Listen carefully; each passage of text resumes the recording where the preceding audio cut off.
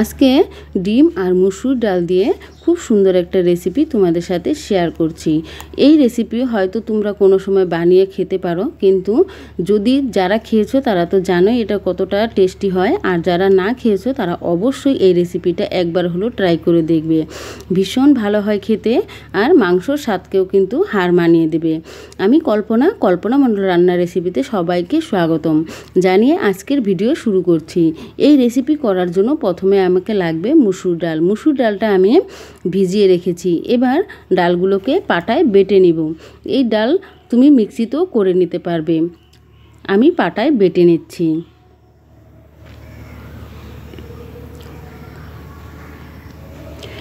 ডালগুলোকে পাটায় বেটে নিয়ে তারপর কিন্তু মূল রান্নাতে চলে যাব। আগে ডালগুলো বেটে নেই।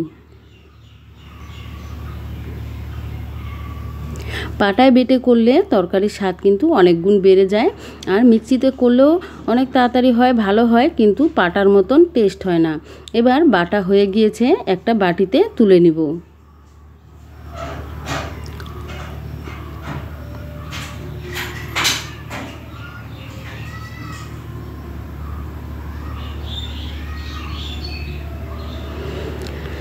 মুসুরি ডাল বাটা হয়ে গিয়েছে, এখানে ভেঙে দিব আমি 3টা ডিম।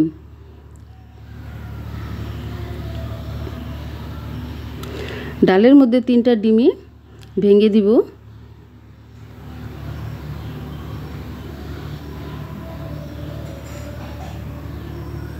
একটু ভালো করে নেড়ে চেড়ে নিব, যাতে ডিমটা ডালের সাথে খুব ভালোভাবে মিশে যায়।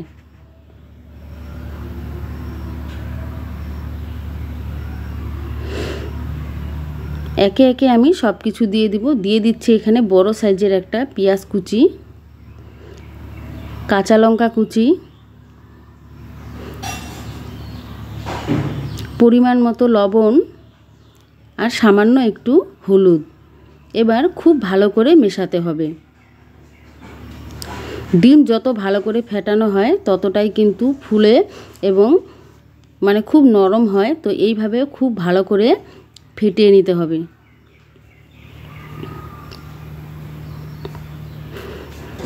খুব ভালো করে নেড়ে চেড়ে নেওয়া হয়ে গিয়েছে। এবার কড়াই বসিয়ে দিব। কড়ার মধ্যে দিয়ে দিব আমি পরিমাণ মতো তেল।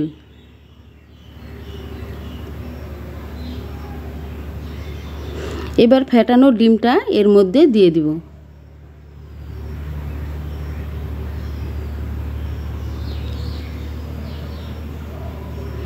খুব ভালো করে সব দিকে যাতে গোল হয় সেইভাবে একটু নেড়ে দিবে। চাইলে হাতা দিয়েও কিন্তু গোল করে নিতে পারবে। আমি কড়াইটা ধরে একটু গোল করে দিলাম। রান্নাটা করার জন্য মশলা নিয়ে নিয়েছি এখানে রসুন আর একটু আদা। বেশি একটা দিব না, কিন্তু রসুন যদি বেশি দিয়ে দাও তখন কিন্তু গন্ধটা বেশি ভালো হয় না, তরকারির স্বাদটা কিন্তু অনেকটাই খারাপ হয়ে যায়। তো রসুনটা অল্প দিলেই কিন্তু এই রান্নাটা বেশি ভালো হয়। অল্প কয়েকটা 6-7টা রসুনের কোয়া আর সামান্য একটু আদা বেটে নিলাম। এবার একটা খুন্তি দিয়ে ডিমটাকে উল্টিয়ে দিলাম। অনেকটাই ফুলেছে, খুব সুন্দর কিন্তু হয়েছে। এবার নামিয়ে নিব। ডিমটাকে একটা থালাতে নামিয়ে ওই কড়ার মধ্যেই দিয়ে দিব তেল। ফোড়নে দিয়ে দিব সাদা জিরে। এবার দিয়ে দিচ্ছি পেঁয়াজ কুচি। এখানে একটা বড় সাইজের পেঁয়াজ কুচি দিয়ে দিলাম। পেঁয়াজটা একটু লাল করে ভেজে নিতে হবে।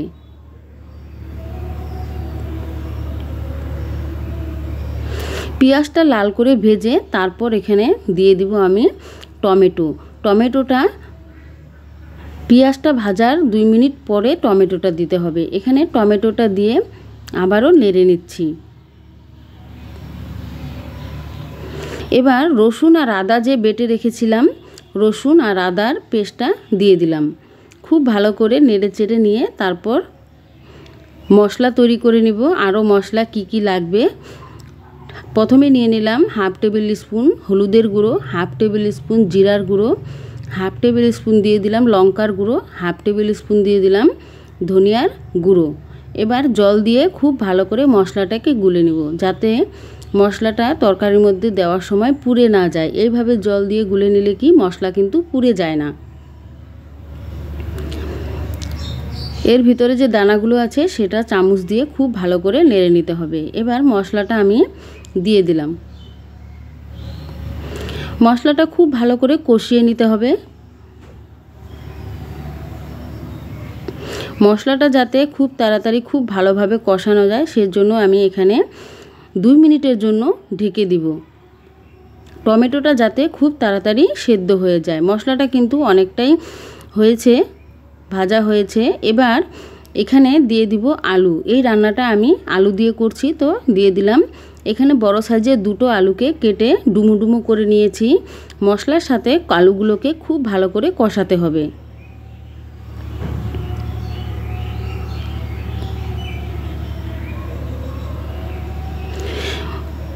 এখন এর মধ্যে দিয়ে দিব পরিমাণ মতো লবণ।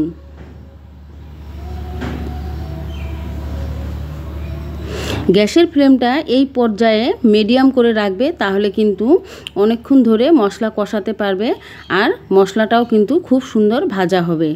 আমি 2 মিনিটের জন্য ঢেকে দিয়েছিলাম। ঢাকা উঠিয়ে দিয়ে দিলাম লঙ্কা। কাঁচা লঙ্কাগুলোকে আমি 2 টুকরো করে দিয়েছি। এইভাবে কাঁচা লঙ্কা দিলে এর স্বাদটা কিন্তু অনেকটাই ভালো হয়। অবশ্যই তোমরা এইভাবে কাঁচা লঙ্কা দিয়ে দেখবে। চিড়ে দিলেও হবে, কিন্তু আমি টুকরো করে দিয়েছি। আমার কাছে এইভাবে মনে হয় টেস্ট বেশি হয়। তো এবার দেখো মশলাটা কিন্তু খুব সুন্দর কষানো হয়ে গিয়েছে, তেল ছেড়ে দিয়েছে। এইভাবে যখন ভালো করে কষানো হয়ে যাবে তখন এখানে দিয়ে দিতে হবে জল। ঝোলের পরিমাণটা তোমাদের আন্দাজ মতো দিবে। একটু ঝোল বেশি লাগবে, কেননা ডিমগুলো যখন দিব, ডিমগুলো যখন ঝোলের মধ্যে ডুববে তখন কিন্তু জলটা অনেকটাই কমে যাবে, ঝোলের পরিমাণটা। তো ওই আন্দাজ করে ঝোলটা দিতে হবে। এখানে ডিমের আমলেটটা নামিয়ে নিয়েছি। সেই ডিমটা এখন আমি সুন্দর করে চাকু দিয়ে পিস পিস করে কেটে নিব। টুকরো টুকরো করে কেটে নিতে হবে।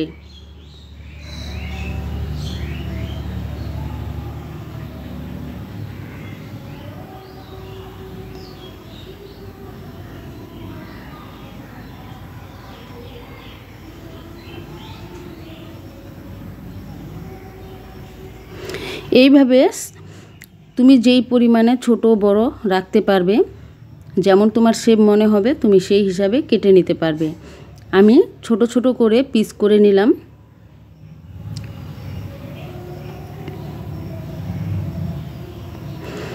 সবগুলো ডিমের পিস হয়ে গিয়েছে। অনেকটাই কিন্তু মোটা মোটা হয়েছে, দেখো ফুলে খুব সুন্দর হয়েছে। ঝোলটা কিন্তু খুব সুন্দরভাবে ফুটেছে। এবার ডিমের পিসগুলো আমি দিয়ে দিব।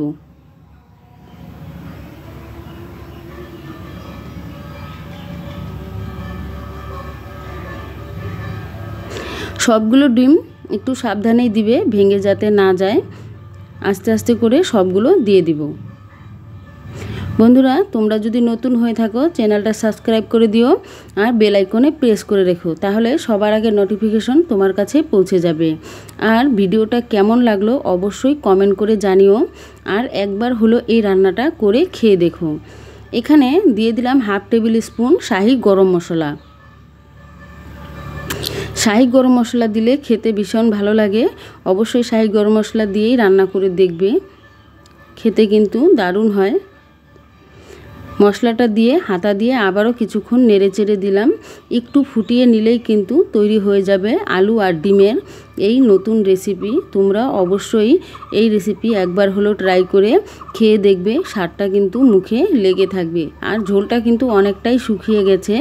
এখন আমি নামিয়ে দিব। তোমাদের কেমন লাগলো অবশ্যই কমেন্টে জানিও। আর পুরো ভিডিওটা দেখার জন্য সবাইকে অনেক অনেক ধন্যবাদ।